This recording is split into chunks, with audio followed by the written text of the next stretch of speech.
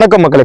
வழிபாட்டுக்கு இல்லாம இல்ல கைவிடப்பட்ட நிலையில இருக்கிற லிங்க திருமேனிகளை தொடர்ந்து நாம மீட்டெடுக்கிற ஒரு பணியில தான் ஈடுபட்டு வர்றோம்.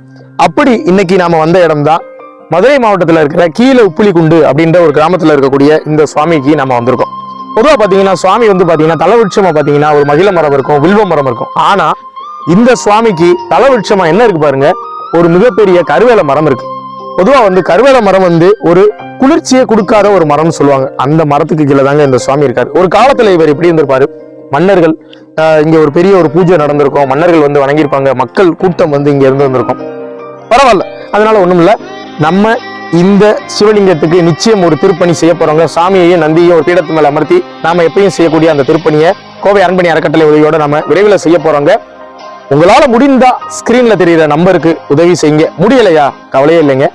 இந்த காணொலியை நிறைய பேருக்கு ஷேர் பண்ணி தெரியப்படுத்துங்க. அதுவே நீங்க எங்களுக்கு செய்யற மிகப்பெரிய உதவி.